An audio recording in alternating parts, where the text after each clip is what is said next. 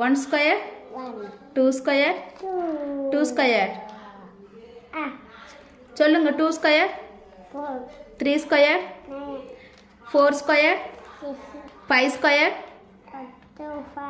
6 square 7 square இங்க திரும்பி சொல்லுங்க வெரி குட் 8 square சரி ஓகே இங்க சொல்லுங்க 8 square 8 square very good 9 square 80 10 square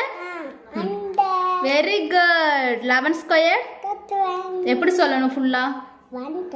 very good 12 square 12 square 1 very good 13 square ஃபுல்லா சொல்லுங்கப்பா சஸ்டன்